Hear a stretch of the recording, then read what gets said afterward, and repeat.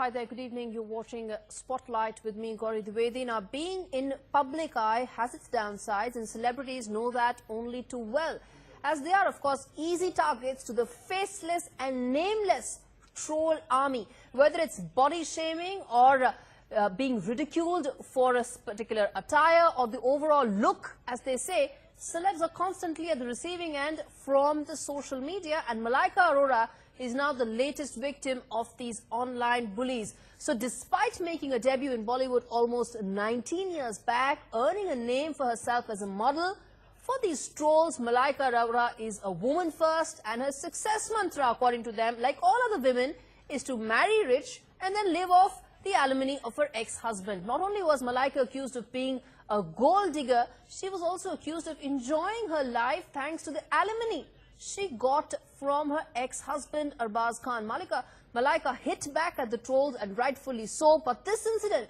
once again raises crucial issue that we will be debating on Spotlight today on how far should trolls be allowed to go. This is the most misogynist attitude of society for successful single women. Listen into some important sound bites, and then of course we will open this debate further. I think such kind of trollers need to be stopped, and it's high time, because we've seen trolling taking a lead role in the lives of so many celebrities, criticizing women, the way they dress and what they should do and what they should not do. It's nobody's business. See, I don't know, this is such a misogynistic way of trolling women, because if they feel that their entire upkeep and lifestyle is, totally supported by the husband. So she's an independent woman, she is divorced, and she's a working woman. She is a famous actress, she is a model, and definitely a power woman.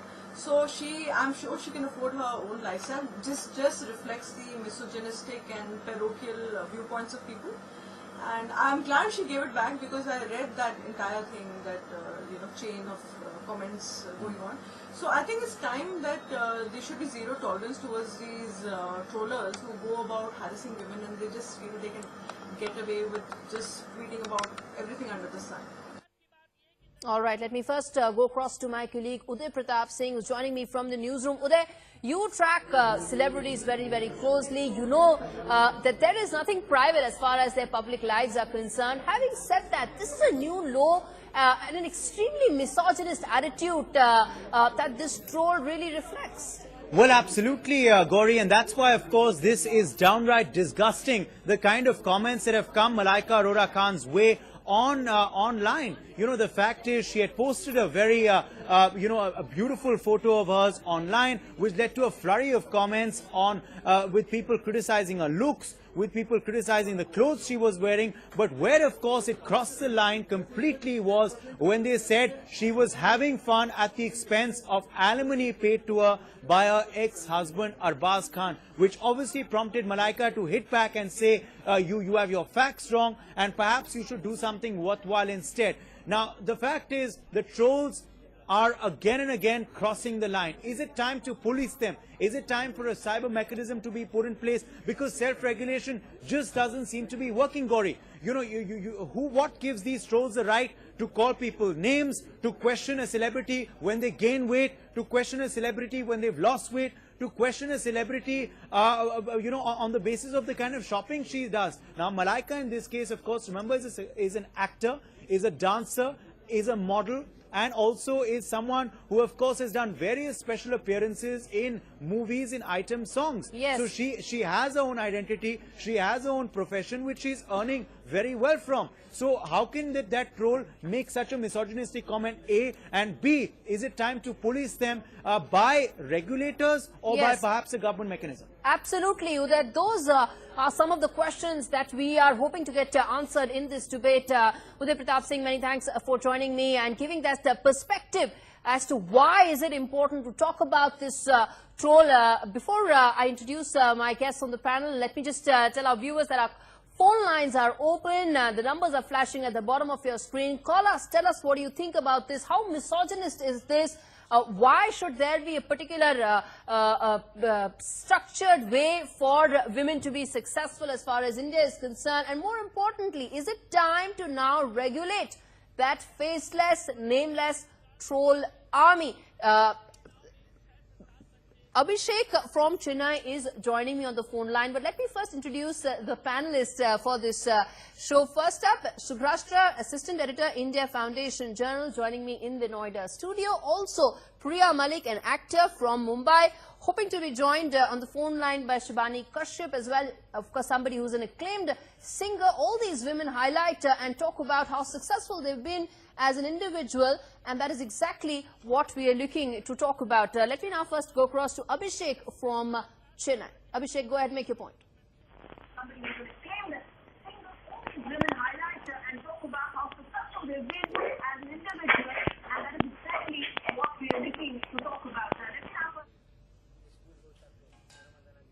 Okay, there seems to be an audio issue that I'll try and I'll ask my producer to fix that. But let me first, is Priya Malik through?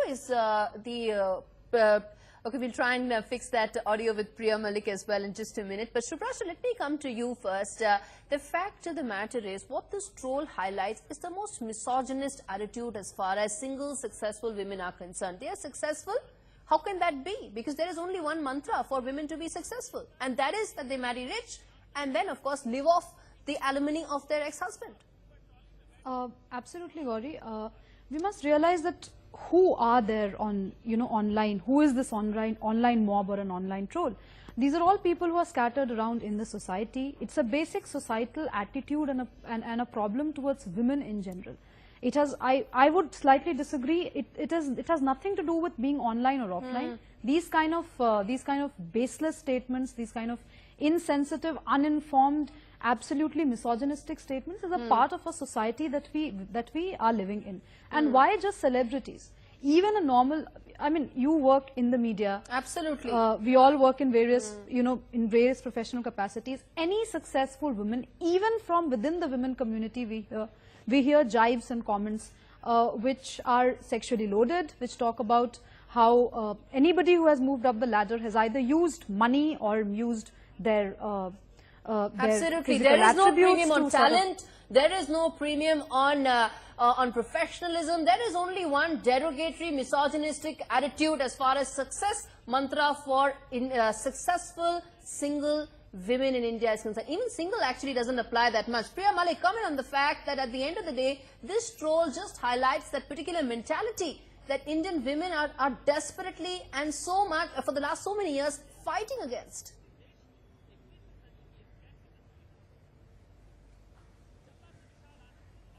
Indeed it does, and it is no surprise that such misogynistic, uninformed and patriarchal notions are being circulated online, because that is what happens in our real society as well. But I think what we really need to understand, whether it is in real life or virtual world, is that I've always believed in counter-speech. And I think that is very important. If trolling has become a norm because it is so widely propagated, I think counter-speech needs to become a norm as well. Ignoring the trolls is a mantra that a lot of people use, but I don't subscribe to it at all. So I'm very glad that Malaika has stood up for herself and responded to this troll. Okay, let me now go across to Shibani Kashyap, who's joining us on the phone line on this story. Good evening, Shibani. My question to you is the troll that really came out against Malaika Arora just highlights and talks about the pathetic attitude as far as women are concerned. There is only one success mantra for women in India, and that is the only way Malaika also was successful. That's the only way she is rich. There is no premium on talent. There is no premium on ability. It's all about marrying rich and living off your ex-husband's money. How shameful is that? Hi. Firstly, let me just, correct everybody here. I don't think Malaika became famous after she got married. She was already a name, a very popular name in the glamour industry, and she was already an entity and very, very popular personality in the modeling and the glamour world. We all know that. So, well, I completely, I would say, contest that whole troll which says that, she's a gold digger and she did this and that's how she became famous. I just think that, she added value when she got married also, so it's not like it works both ways. I'm sure the family she got married into also added value to her, and so did she. If they did not and she did not, then it wouldn't have been a success story, no? I mean, nobody makes a success story of somebody who's Absolutely. not talented. Yes, but you know, the I question... don't believe this, yeah. The question I want to ask is, aren't successful women just easy targets for online troll army? Yeah, and not just successful women. I don't know if I want to generalize that, but I think somewhere, I mean, I have been a victim of Twitter and a social media troll because I was promoting a song which was basically for world peace, and you know, it talked about how Pakistan and India should not be fighting like this and all of that. My song was about that. And the journalists, and not just the journalists, a lot of people trolled me I mean, they made my life hell by saying that, oh, but, you know, you've been singing a lot of Pakistani songs for Pakistani TV serials and films. So you're a hypocrite. You're trying to promote your song to become more famous. So this is something which I think is a thing which we successful women have to contend with. The moment you come in the public eye, you do something, there will be a set of people who will you know, start talking absolute unreasonable nonsense about you. I don't know what is the sadistic pleasure they get out of it. Absolutely. Are they not proud of Indian women becoming successful on their own or whatever, or making good moves? So it's just something which I don't know. Is it bitterness, jealousy? Is it upbringing? I really don't know what happens. Stay with me. Stay with Ms. Shivani. Let me now go across to Priya for this. Priya, at the end of the day, as I was saying, that are successful women just easy targets?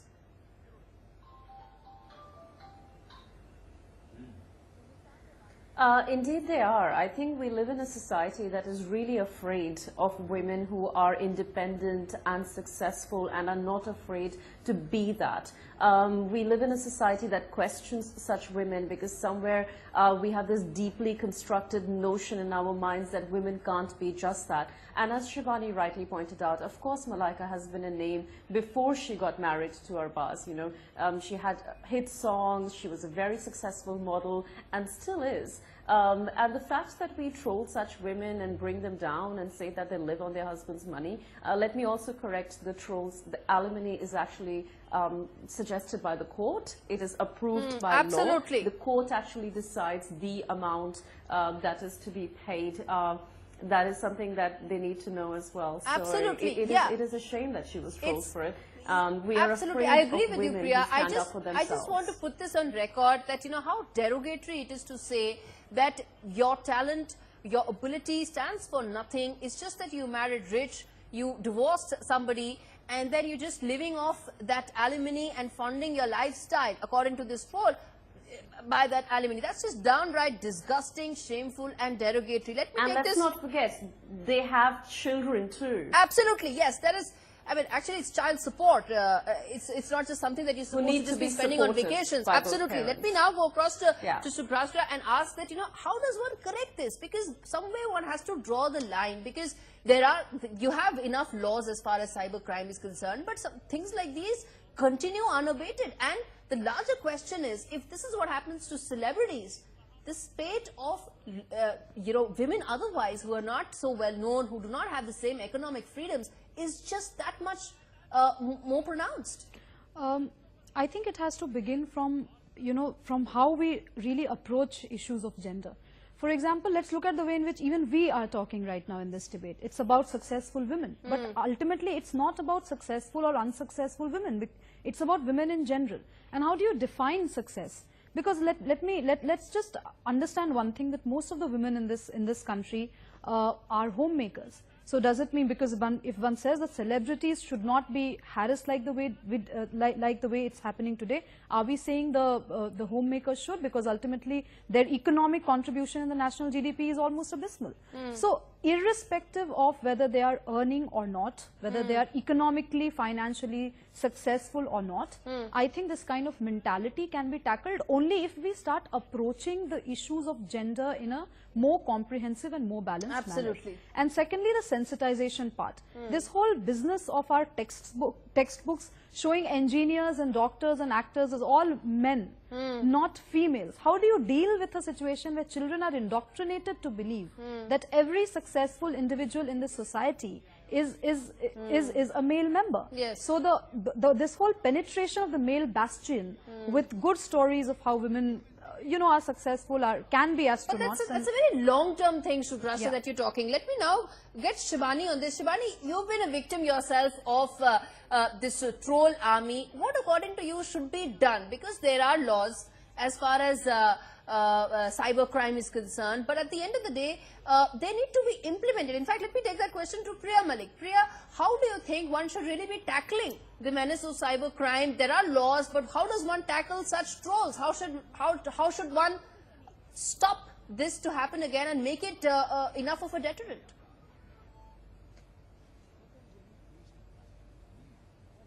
Well, I've always, as I said, I've always believed in counter speech. I think it has to be a thing. You can't just sit back and take the trolls.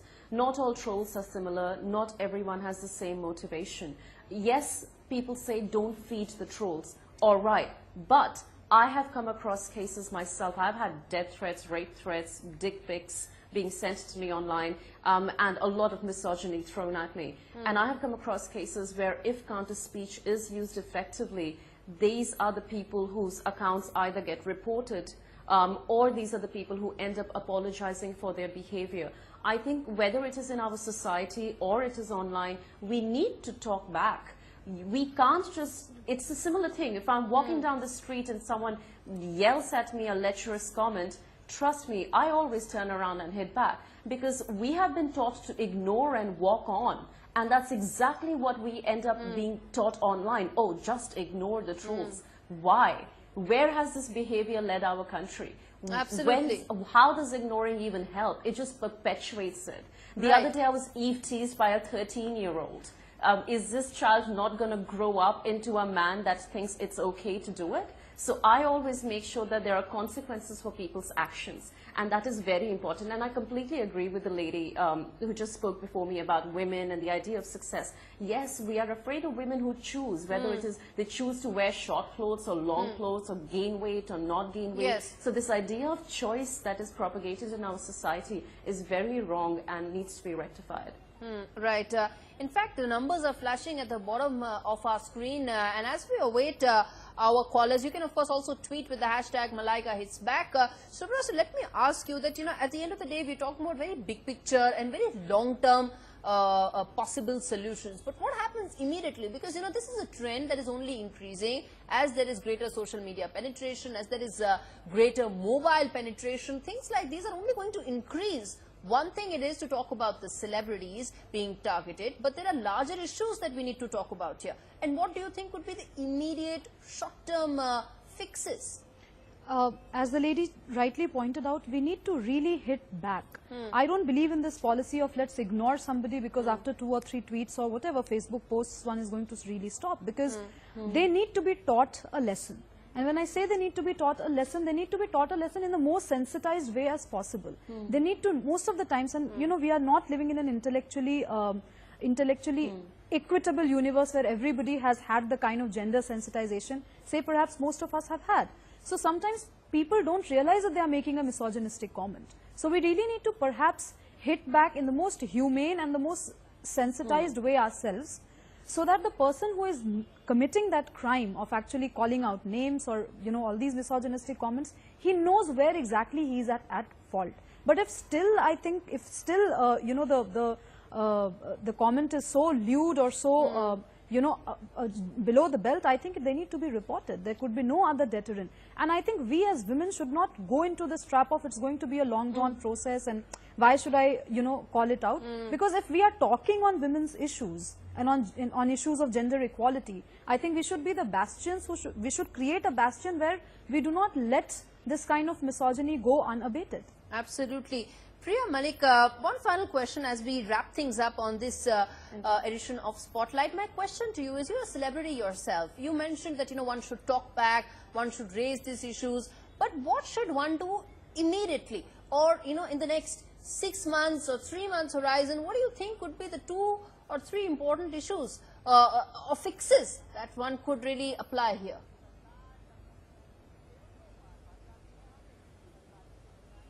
Obviously, counter speech is one of them. You need to counter back. Maybe not every time, but whenever you feel the need to. The second issue is to be aware of cybercrime, aware of the laws that are there to protect you. And thirdly, I think it has to go down to the law system. These things need to be enforced with greater urgency. There needs to be greater response to cyber trolling, and there needs to be consequences of people's actions question. online. I understand what you're saying, Priya. You said this before as well. One more question I wanted to ask was also around the taboo as far as divorce is concerned. Do you think that is also something that needs to be addressed? Because at the end of the day, the troll highlights a certain mindset as far as divorce for women is concerned. Let's face it, it continues to be an issue as far as women in India are concerned.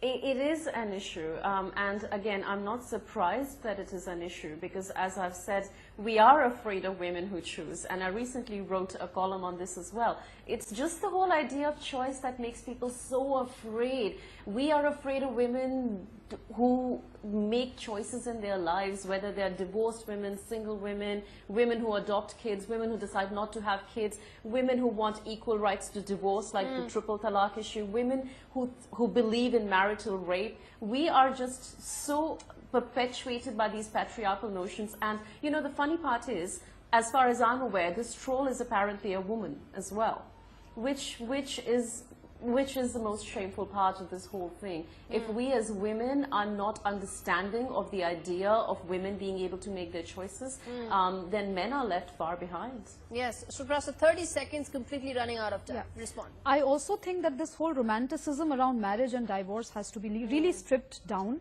We need to understand that at the end of the day, we are not living in a Vedic age, you know, where women and men are deciding equally as to the kind of life partners they want to be with. So we should really strip this out of romanticism and understand that since it's a social contract, and I'm sorry to use this word, but it is a social legal contract at the end of the day. So the moment we de-glamorize it, we should not spend, for example, so lavishly. And I'm sorry, I'm addressing a fellow panelist who is a celebrity at the end of the day. But the whole brouhaha around really big, grand, lavish, fat weddings should go, because the moment we strip these entire two social constructs of marriage and divorce of all its frills and show fare, I think things are going to be a little more normal than the discourses are going to be a little more normal. All right, Suprasta, Priya, many thanks for joining me on this discussion.